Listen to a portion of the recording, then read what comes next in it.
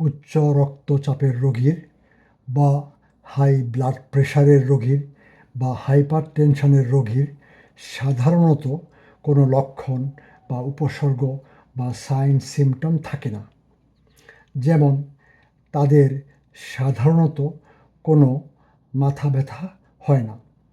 তবে রক্তের চাপ বা ব্লাড প্রেশার যদি হঠাৎ করে দ্রুত বেড়ে গিয়ে 180/120 মিলিমিটার মার্কারি বা তারও বেশি হয়ে যায়, তখন অবশ্য মাথা ব্যথাসহ অন্যান্য লক্ষণ বা সিমটম, যেমন চোখে দেখতে অসুবিধা, বুকে ব্যথা, শ্বাসকষ্ট, পিঠে ব্যথা, কথা বলতে অসুবিধা, বাহু এবং বা পায়ের অসাড়তা, অবশতা, দুর্বলতা ইত্যাদি হতে পারে।